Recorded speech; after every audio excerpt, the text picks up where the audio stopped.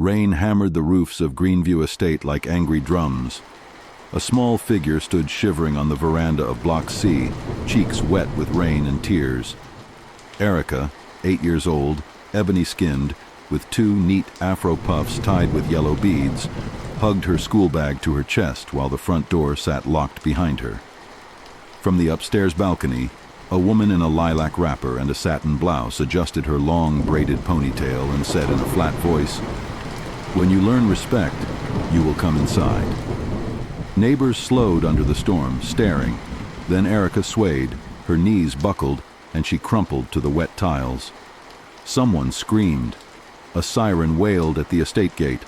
As the paramedics rushed forward, the taller one pressed 2 fingers to Erica's neck, frowned, and looked up at the woman on the balcony. "Who locked this child out?" he asked.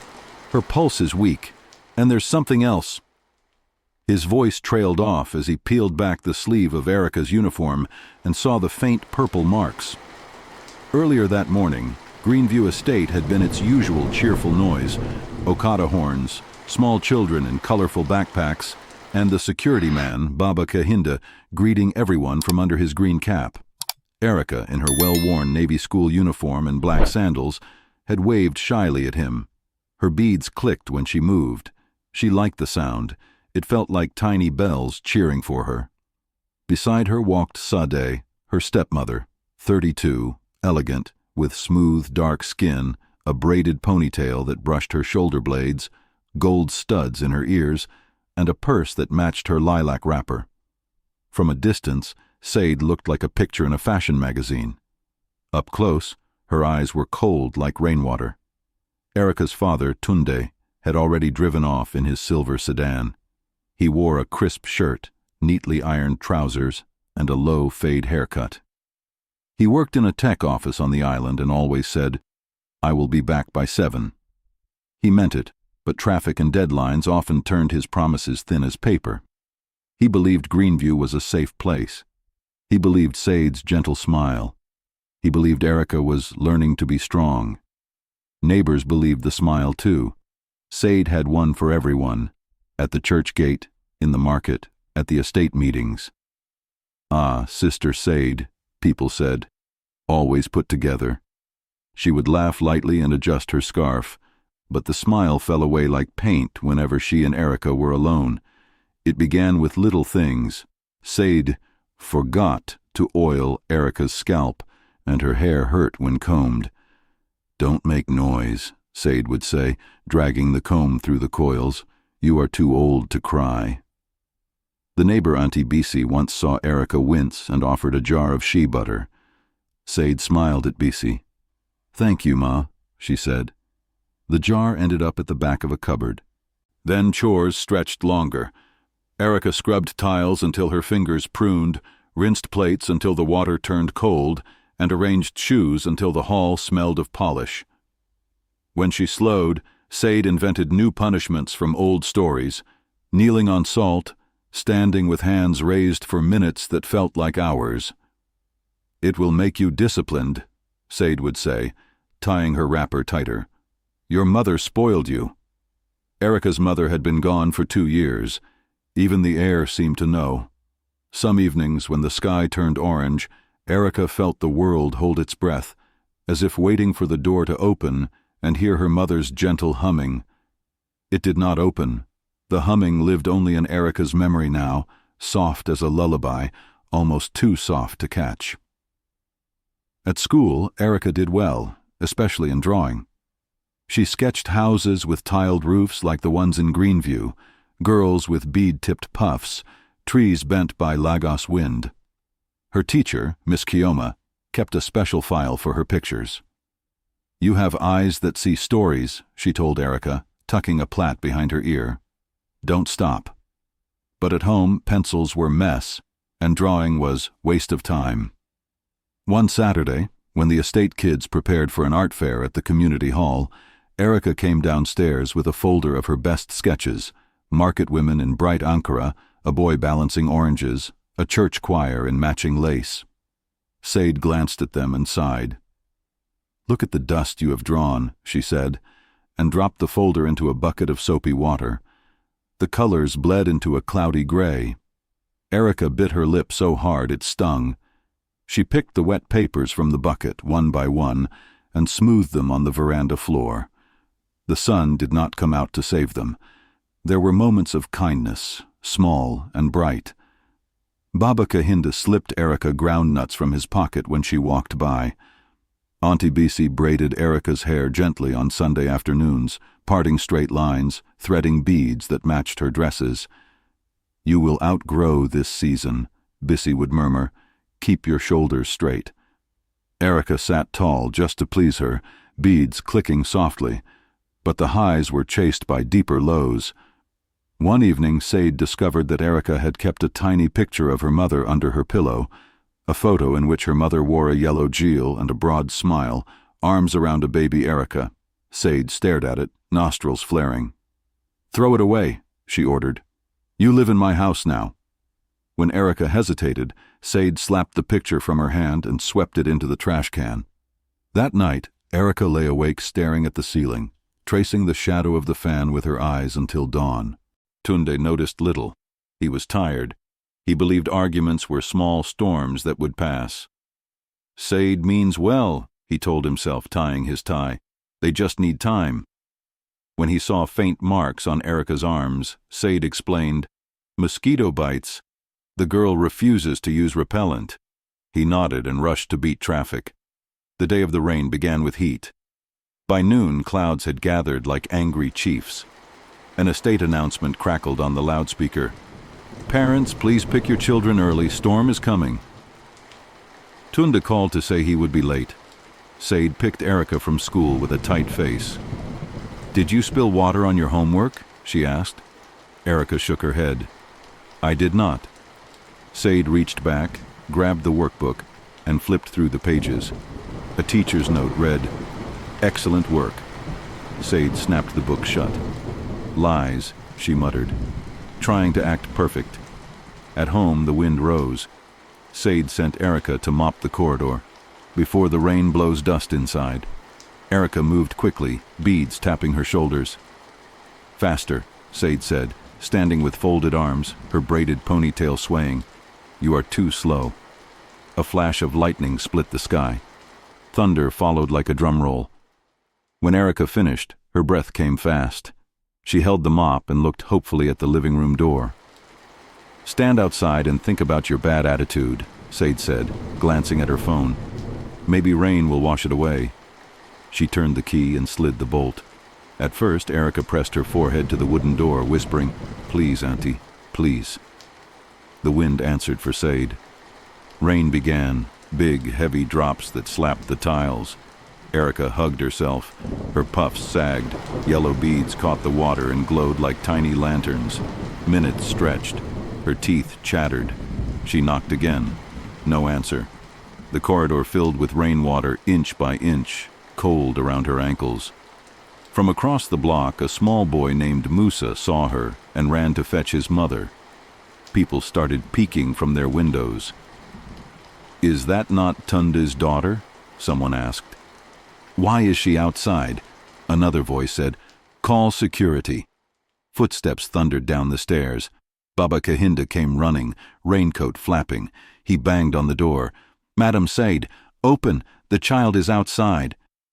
The curtain twitched. Sade appeared in the window, phone to her ear. She frowned as if the interruption had offended her. "She is fine," she mouthed. "It is discipline." Water kept rising. Erica's lips had turned blue. She swayed. "Open the door, madam!"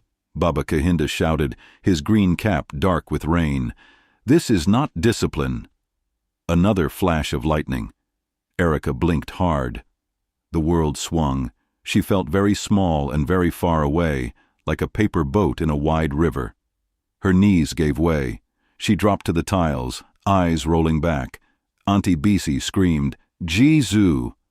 Her wrapper, a bright red Ankara with sunflower prints, clung to her legs as she rushed forward.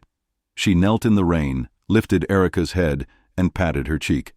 "Stand back!" someone yelled. The security radio crackled. "Ambulance on the way!" The estate gate opened to the wail of a siren. Two paramedics jogged up with a stretcher. One was a woman with short natural hair, the other a tall man with a trimmed beard. They knelt beside Bissy and Erica. "How long has she been out?" the woman asked, checking Erica's pupils. "Too long," Bissy sobbed. "She was outside in the cold rain." The tall paramedic pressed 2 fingers to Erica's neck. "Pulse is weak."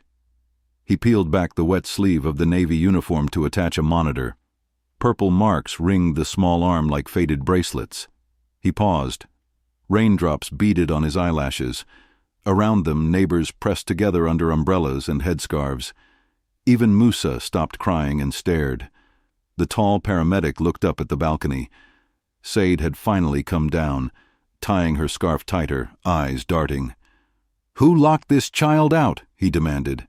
His voice sliced through the rain. "Who did this?" Sade's mouth opened and closed. "It was... she stammered, glancing at the crowd. "She is a stubborn girl. I told her to..." Her words thinned under the weight of everyone's eyes. The paramedic turned back to Erica, fitted an oxygen mask over her face, and glanced at the marks again. He exchanged a look with his partner. The woman's brow creased. "These are not from rain," she murmured. The tall man nodded, jaw tight. "There's something else here," he said, voice low but clear enough for the nearest neighbors to hear. He raised his head toward the gathering crowd and toward Sade, who had gone very still. "Whoever is responsible," he said, "needs to speak now." Thunder cracked overhead. The rain seemed to hush, as if the estate itself wanted to hear the answer. The monitor at Erica's side beeped unevenly, fast, then slow, then fast again. A tiny sound escaped Erica's throat, almost a whisper. Her fingers twitched. Everyone leaned in, and then the beeping stuttered. The paramedic snapped his head toward the screen. His partner's hand flew to the oxygen mask. "She's crashing," the woman said, voice steady but urgent. The tall man looked up, rain dripping from his jaw, and pointed straight at the faint purple rings on Erica's arm. "What happened to this child?" he demanded. No one breathed.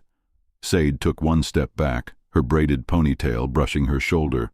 The stretcher straps clicked. Baba Kahinde whispered a prayer under his breath. The ambulance lights painted the wet walls red.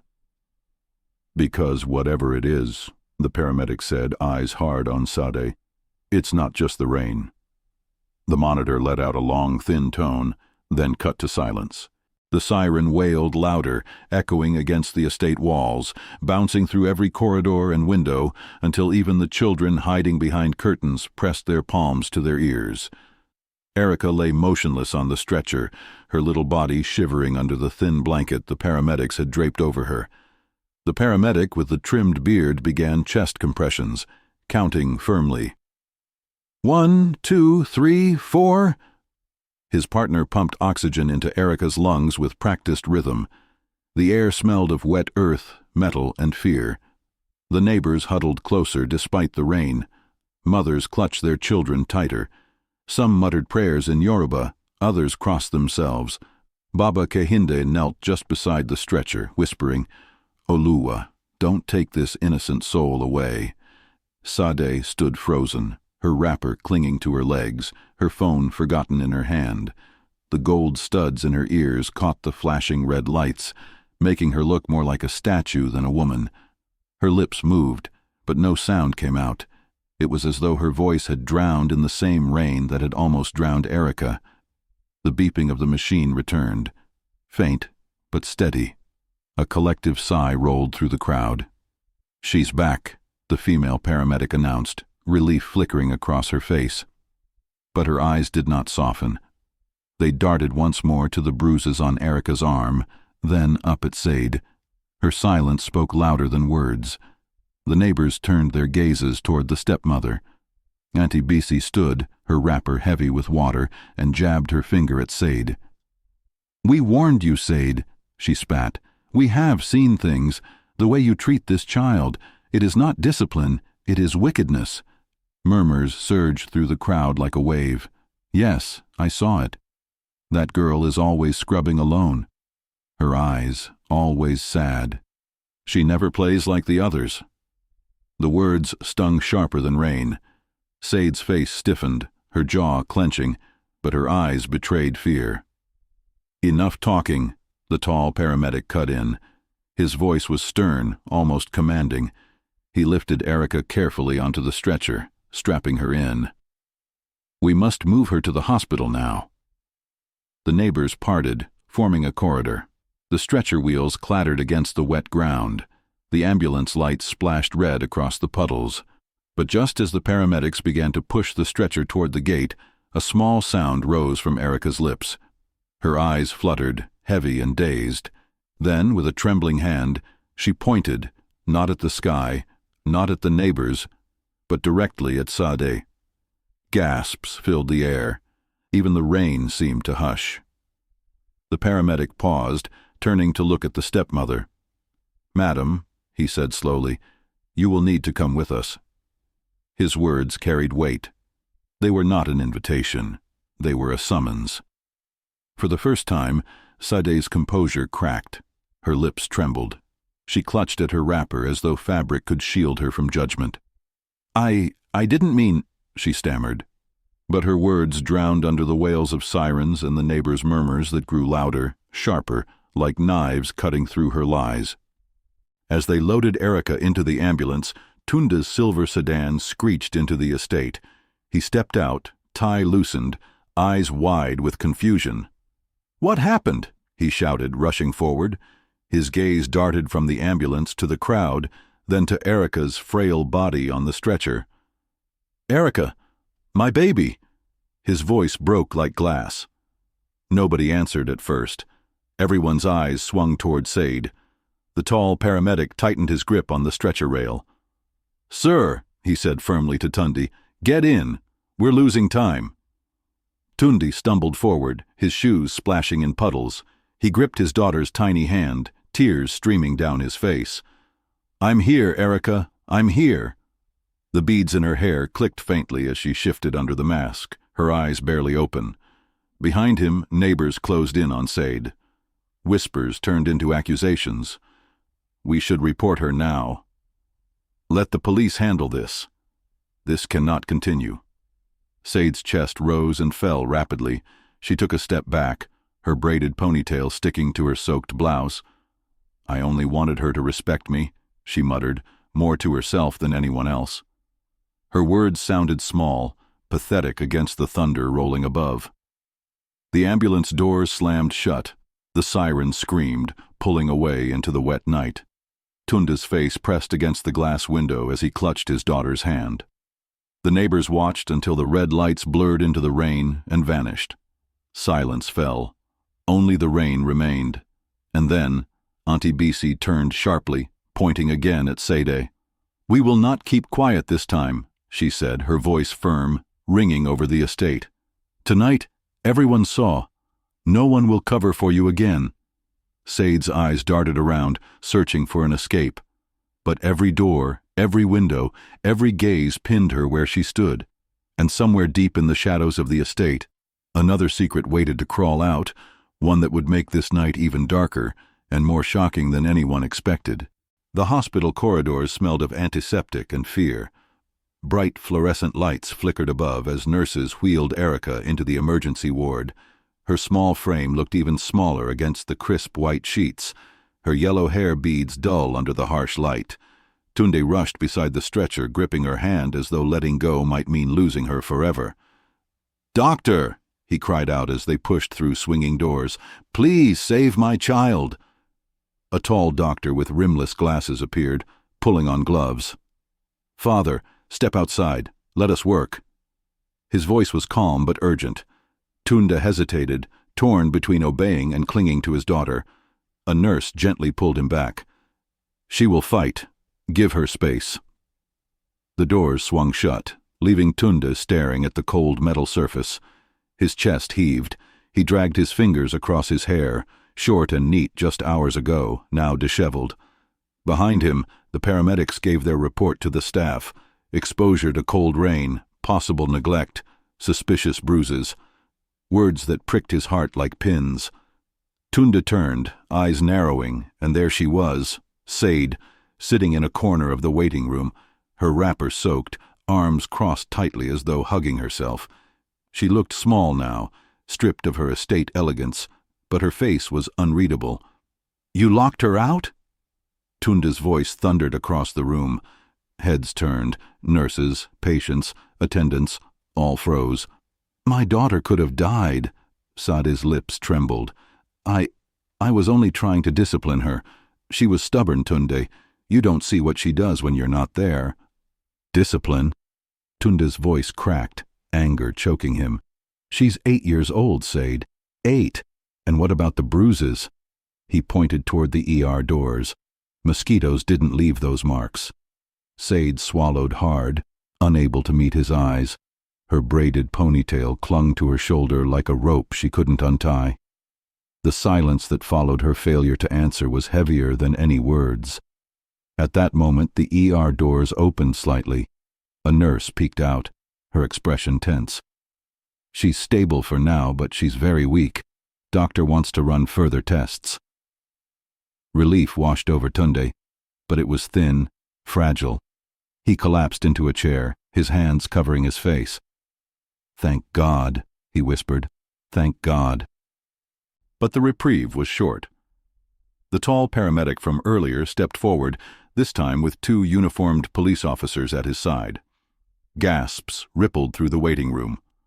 One officer, a woman with a stern face and tightly coiled natural hair under her cap, spoke firmly.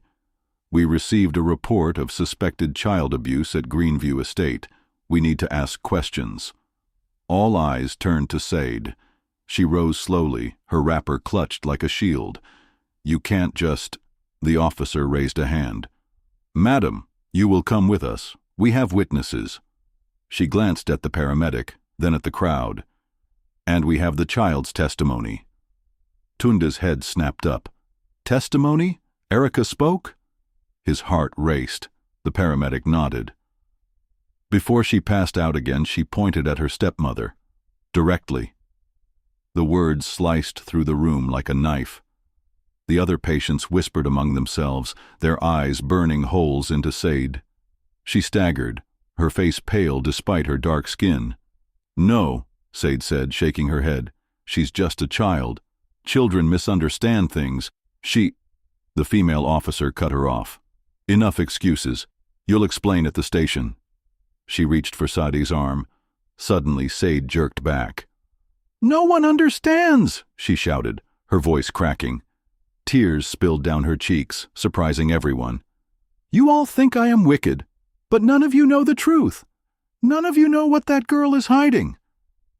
The room fell silent. Even the beeping monitors from the ER seemed to pause. Tunda's brows knitted in confusion. "What are you saying, Sade?" he demanded. Sade's chest rose and fell rapidly. Her voice dropped to a trembling whisper. "Erica, she's not as innocent as you all think. There are things about her, things your late wife never told you. If I speak, you will all regret judging me." The crowd erupted. "What nonsense is this? She's trying to twist the story."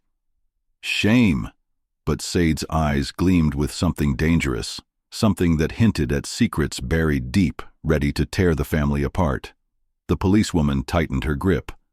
"You'll speak at the station, not here." But Tunde couldn't let it go. His voice boomed, desperate, torn. "What do you mean?" he shouted, stepping toward her.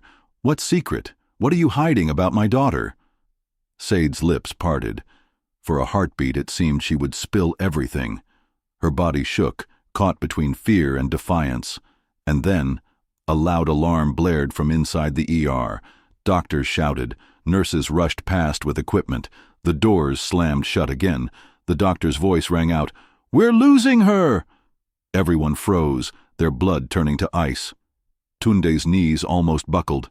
Sade's eyes widened, torn between guilt and something else, something darker. The corridor filled with chaos. And in that storm of panic, the unspoken secret hung heavier than the air itself. The emergency ward erupted into chaos. Machines screamed, nurses darted like shadows, and the doctor's voice cut through the noise. "Prepare the defibrillator." The words were sharp, final, frightening. Through the small glass window on the ER door, Tunde saw his daughter's fragile body jerking under the frantic hands of the medical team. His chest caved in. He slammed his palms against the door. "Save her! Please save my baby!" His cry shook the corridor. The nurses blocked him from entering. "Sir, you must wait," one insisted, but her voice was drowned out by the pounding in his ears. In the corner, Said sat frozen, her hands trembling in her lap. Her earlier outburst about Erica not being innocent echoed in the waiting room, replaying in every neighbor's mind. Whispers filled the air, cutting sharp and quick. She's trying to cover her tracks. What could an 8-year-old possibly hide? God forbid she's blaming the child for her own wickedness. The two officers didn't take their eyes off her. The female officer leaned closer and muttered, "Be careful with your tongue, madam. That girl may not survive this. If she doesn't—" She let the rest hang like a curse. Said's breath came in shallow bursts. "You don't understand," she whispered, rocking slightly. "You don't understand." The paramedic who had first found Erica in the rain stepped closer, his brow furrowed. "Then explain. What could a child that young possibly be hiding?" Said looked up at him, eyes wet, mouth trembling. She opened her lips to answer. Zap! The defibrillator's sound cracked through the corridor, silencing everyone. The long flat line on the monitor inside jumped, then steadied into a jagged rhythm. "She's back," one of the nurses shouted. "Pulse returning." The corridor released its collective breath. Tunde sagged against the wall, tears streaking his face. He whispered her name again and again, as though repeating it would tether her to life. Erica. Erica. Erica. The doctor emerged minutes later, glasses fogged, sweat beading on his forehead. He pulled off his gloves and spoke directly to Tunde. "She's stable, but critical. We've managed to revive her twice. This child has endured, not just exposure, but prolonged stress. Her body shows signs of ongoing trauma." His words were knives, each syllable carved into Tunde's guilt. "Prolonged trauma," he echoed, his voice hollow. The doctor nodded. "Bruises, malnutrition, sleeplessness. Something has been happening for a long time. And if she hadn't collapsed today, I fear we might never have known." He let the weight of those words sink before turning away to check on his team. The corridor erupted again, but this time with outrage.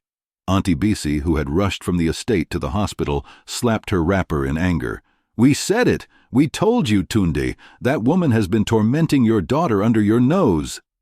Tunde's eyes darkened, his jaw tightening as he turned on Sade. "How long?" His voice was low, dangerous. "How long have you been doing this to her?" Said flinched. It's not what you think. I was trying to raise her properly. She reminds me too much of—" She stopped, choking on the words. "Of who?" Tunde demanded, stepping closer. "Say it!" Said's face twisted. Tears spilled down her cheeks, but her voice came out sharp, cracking. "Of your wife. Of her mother. Every time I saw that girl, it was like your dead wife mocking me from the grave. Do you know what it's like to live with a ghost? To raise a child that doesn't belong to you while everyone compares you to someone you can never replace?" The confession struck the room like thunder. The neighbors gasped, some covering their mouths. Tunde's fist clenched, veins rising in his arms. His voice shook with fury. "So you punished my daughter for being her mother's child?" Said's lips quivered. "You think it was only that?" she whispered. Her eyes flickered toward the ER doors, then back to Tunde. "No, you still don't know. Your precious Erica. She carries secrets your late wife never told you. Secrets that will ruin everything if they come out." The words hung in the air like smoke, dark, suffocating, impossible to ignore. Before anyone could press further, the doctor returned. His face was grave. "She's asking for her father," he said softly. Tunde rushed forward, but the doctor's hand stopped him. "One more thing," he added, lowering his voice. When she woke briefly, she whispered something we don't understand. She said, "It wasn't just her, the shadow was there too." The corridor froze. Saad's face went pale. Her knees buckled and she sank into the chair, clutching the edge like she might fall apart completely. "What shadow?" Tunda demanded, his voice shaking. What did she mean? But no one had an answer. Not yet. And as the storm outside finally broke into heavy rain again, it became clear that the torment Erica endured was not the only danger lurking in their lives. Something darker, more hidden, was waiting to surface. The room was quiet except for the steady beeping of machines. Erica lay pale against the white sheets, her eyelids heavy, her little chest rising and falling with effort. Her yellow beads, now dulled and tangled, rested against the pillow like wilted flowers. Tunde stood at her side, trembling as he clasped her small hand between his. "Daddy," her voice came, soft and cracked, barely more than a whisper. "Yes, my baby, I'm here," Tunde said quickly, bending close so she could see his tear-streaked face. "Daddy is here. You're safe." Her eyes fluttered open. Even weak, her gaze still carried the same innocence he had almost forgotten. "Don't let her lock me out again." A single tear slid down her cheek. Tunde's heart split. He kissed her forehead. "Never again, I promise." His voice trembled with anger and guilt. "I should have protected you. I will not fail you again." But then, her lips moved again, and her words sent a shiver down his spine. "It wasn't just her," Erica whispered. Her fingers twitched, squeezing his hand weakly. The shadow was there too." Tunde froze. "What shadow, my love? Tell me." But her eyes glazed and her head lolled slightly. She had slipped back into uneasy sleep, leaving the riddle hanging in the air like a curse. Behind Tunde, the doctor cleared his throat gently. "She needs rest. Don't push her. The mind of a child sometimes explains trauma in symbols. The shadow could be her way of describing fear or someone else." His voice trailed off, deliberate. Tunde straightened, eyes blazing. "Someone else?" The doctor nodded solemnly. "Yes, the bruises, the neglect. Perhaps your wife is not the only one responsible." The words hit like cold water. Tunde turned slowly, his gaze locking on Sade, who stood at the far corner of the ward flanked by the officers. Her face was tight, but in her eyes burned something strange. Fear, yes, but also relief. Relief that the word shadow had slipped from Erica's lips. The female officer stepped forward, voice sharp. "Madam, you heard the child. This may not stop at simple neglect. If there's someone else involved, you had better speak now." Sade's lips quivered. Her shoulders shook, and then, for the first time, her voice broke into raw, desperate sobs. "I tried to protect her," she cried, clutching her wrapper to her chest. "You think I hate her, but I was shielding her. You don't know the things I've seen, the things that follow that child at night." The room erupted. Nurses exchanged alarmed glances. The officers stiffened. Auntie Bisi gasped, pressing her hand to her mouth. "Stop lying!" Tunde roared, his voice rattling the windows. "Every excuse you give makes you sound more wicked. Shadows? Spirits? You dare speak like this when my daughter is fighting for her life?" But Sade shook her head violently, braids whipping across her shoulders. "You don't understand, Tunde. Ask yourself, why did your wife never let that child sleep alone? Why did she burn incense every night before she died? She knew. She knew what I know now. That girl," her voice dropped to a trembling whisper, "is not alone when she sleeps." The officers exchanged glances. The male officer muttered, "Enough superstition. We're taking her in." But before they could reach her, Erica stirred again, eyes fluttering open just long enough to murmur one more sentence. "He whispers to me when it's dark." The machines beeped faster. The little girl's hand clenched tighter around Tunde's fingers before falling limp again. The doctor rushed forward. "She's slipping back. Get the monitors steady." Everyone in the room froze, stunned by what they had just heard. Tunde's chest heaved as he looked from his daughter to his wife to the officers. And in that charged silence, one truth became undeniable. The torment Erica suffered might not have been only human cruelty. Something else, something darker, lurked behind her words. The shadow was real, or at least it was real to her. And now, no one in the hospital ward could shake the chill that settled over their skin. The storm outside raged like an angry drumline, battering the hospital windows as if the heavens themselves wanted to witness what was happening inside.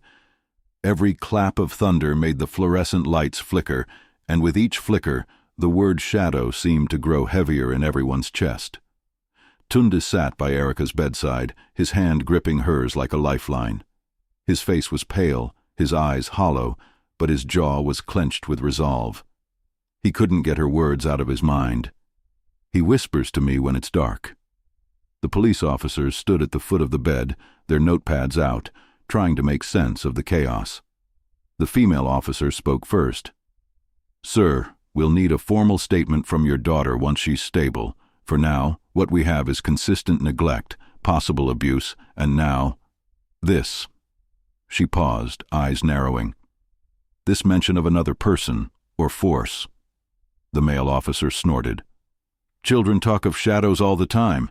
It could mean anything: fear, imagination, trauma." But Sade, sitting slumped against the wall, her wrapper damp and clinging to her body, lifted her head slowly. Her eyes were wide, bloodshot, and filled with something rawer than fear. "You think it's imagination?" she rasped. "Then why did I hear it too?" Every head snapped toward her. The room went silent except for the beep of Erica's monitor. Tunde's voice broke the stillness, sharp as glass. "What nonsense are you saying now?" Sade's voice shook, but it didn't waver. "The first week after you left me with her alone at night, I thought it was just dreams. But I heard it. Whispers. A man's voice. Low, cruel, calling her name. At first, I thought the neighbors had left a radio on, but when I went into her room, her body trembled. Her lips were moving, answering it. The neighbors in the waiting area gasped. Even the police shifted uneasily. "You lie," Tunde spat. "You've tormented her so much her mind created these things. You want to twist your wickedness into superstition." But Sade leaned forward, her eyes burning with desperation. "You think I wanted to admit this? You think I wanted to believe something so foul lives under our roof? But your wife, your late wife, knew. She always lit incense before bed. She always sang prayers. She never let Erica sleep alone, because she knew something would come for the child if she did." Tunde staggered back as though struck. He remembered those nights, his late wife humming softly, the smell of burning incense, her refusal to leave Erica unattended. At the time, he had brushed it aside as her being overprotective. But now, the pieces scraped together in his mind like jagged glass. The doctor, who had been silent until now, adjusted his glasses. "Hallucinations can come from trauma," he said cautiously. "But if multiple people claim to have experienced the same phenomenon, it requires deeper examination." His clinical tone barely disguised the tremor in his voice. The female officer pressed her lips together. "Whether shadow or man, what matters is, this child is in danger." Just then, Erica stirred again. Her little hand twitched in Tunde's grasp.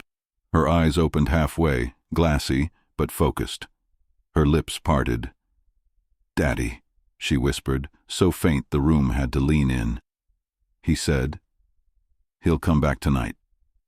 The monitor spiked with her racing heartbeat. A cold hush fell over the ward. The storm outside howled louder, rattling the windows. Sade broke into sobs, covering her face with her hands. "It's not me you should fear," she cried through her tears. "It's the shadow. And now that it knows we're speaking of it, it won't stay hidden." Tunde's blood ran cold. He pulled Erica closer, vowing to himself that no matter what this shadow was, man, spirit, or madness, he would face it. But as the lights flickered again and the machine beeped erratically, it became clear. The night ahead would not pass quietly. Something, or someone, was coming. The hospital ward grew heavier as the night deepened. The rain no longer fell in sheets, but in a steady rhythm, tapping against the glass like fingers knocking to be let inside. The storm had not passed. It had only quieted, as though waiting. Tunde hadn't moved from Erica's bedside. His hand clutched hers, his eyes darting between the monitor's beeps and the shadowed corners of the room. He could feel something, not just fear, but a presence, thick and suffocating, like someone else was breathing with them. The officers stayed close. The female officer, still stern, had loosened her stance, her eyes softening each time they fell on Erica. The male officer kept glancing at the windows uneasily. Auntie Bissi had refused to leave, too. She sat on a bench by the wall, her wrapper wrapped tightly around her, murmuring prayers under her breath. And then there was Sade. Once so proud and elegant, now reduced to a trembling woman whose words no one wanted to believe. She kept whispering, "It's coming! It's coming!" over and over, rocking slightly in her chair. The doctor returned, holding a clipboard, his glasses sliding down his nose. "She's stable enough for observation, but she must not be left alone tonight," he warned. "Whatever stress she carries, it peaks in the dark hours." He adjusted his glasses again. "I suggest keeping the lights on." The suggestion made everyone stiffen. That was when Erica's small voice broke through the stillness. Her eyes opened, cloudy but aware. "Daddy," she murmured. Tunde leaned closer. "I'm here, my love." Her lips trembled. "He's already here." The words froze everyone. The lights flickered, once, twice, then steadied. The male officer scoffed nervously. "It's just the storm." But his voice betrayed him. Erica's gaze shifted, not to the window, not to the door, but to the far corner of the ward where the shadows pooled thickest. Her small hand lifted, trembling, pointing. All eyes followed, and then it came. At first, it was only darker darkness, a patch of black that seemed to breathe. Then it rippled, stretching along the wall, bending unnaturally like smoke trapped under glass. A shape formed, long, thin, and wrong. A whisper slithered across the room, so faint it was almost part of the rain. "Erica!" The monitor spiked. Erica's body jerked, her eyes wide with terror. "Don't answer him!" Sade shrieked, springing to her feet. "That's what he wants! He wants her to answer!" The officers drew their weapons instinctively, though bullets were useless against shadows. The doctor staggered back, disbelief etched across his face. "Who are you?" Tunde roared at the darkness, his voice raw, desperate. "Leave my daughter alone!" The whisper came again, this time deeper, sharper. "She is mine!" The lights burst, bulbs popping one by one until the room plunged into dim emergency glow. Erica screamed, her tiny body arching against the sheets. Tunde clutched her, shouting her name, tears streaming down his face. "Daddy, don't let him take me," she cried, voice breaking. And then, just as suddenly as it came, the shadow collapsed back into itself, retreating into the corner until it was nothing more than ordinary darkness. The air lightened. The whisper fell silent. The monitor steadied. But the damage was done. Everyone in the room had seen it. Everyone had heard it. There was no denying it now. Erica wasn't just fighting a cruel stepmother. She was fighting something no one could fully understand, something that had chosen her for reasons hidden in the past. And though the shadow had vanished, the words it left behind lingered like a curse. "She is mine." The ward remained silent, except for Erica's quiet sobs and the pounding rain outside. Tunde held her tightly, his mind racing. He finally understood the truth his late wife had carried alone. The battle was no longer just about saving Erica from Sade. It was about saving her soul from something far darker. And tonight's encounter proved one terrifying thing. The shadow was not finished. The emergency glow of the ward cast long, trembling lines across the floor. Nobody moved. Nobody breathed. The air itself seemed to have grown claws, scratching against every heart in the room. Erica clung to her father, her little hands gripping his shirt so tightly her nails dug into his skin. Her face buried in his chest, she whimpered, "Don't let him take me, Daddy. Please." "I won't," Tunde whispered fiercely, though his own voice shook. "I will never let him." The officers stood frozen, their training useless against what they had just witnessed. The male officer's pistol dangled at his side, useless against shadows. The female officer's jaw was tight, but even she was trembling. What was that?" she muttered, more to herself than anyone else. Sade stepped forward, her eyes wild but sharp. For the first time since the chaos began, she looked less like a villain and more like a woman cornered by something greater than herself. "Do you believe me now?" she cried. "Do you see? It wasn't me alone. I wasn't tormenting her for nothing. I was fighting it, trying to make her strong enough to resist." "You call this fighting?" Tunde snapped, his fury bubbling over, locking her in the rain, beating her, breaking her spirit. "I didn't know what else to do." Sade's voice cracked. "Your wife knew the rituals, the prayers, the way to keep it at bay, but she died without teaching me, and every night it grew stronger. Every night it came closer to claiming her." The room shook with another crack of thunder. Erica stirred, her eyes opening just enough to gaze at her father. "Daddy," she whispered, her voice thin as a thread. "He said he'll come back when the lights go out again." The emergency bulb above them flickered twice. The shadow's presence thickened. A chill swept the ward. Nurses screamed and ran for cover. The paramedic who had fought to save Erica earlier pressed himself against the wall, muttering prayers under his breath. And then it came again, unfolding from the corner like smoke and teeth. A voice, deeper than thunder, slithered into every ear. "She belongs to me." "No!" Tunde roared. He stood, placing himself between Erica and the creeping black mass. "You cannot have her! She is my child!" The shadow's form twisted, stretching across the ceiling like claws. The machines sputtered. Erica cried out, thrashing against the sheets. "He's pulling me, Daddy!" Sade, weeping, dropped to her knees. "It wants her bloodline," she shouted, her voice breaking. "Your wife's family. They made a covenant long ago.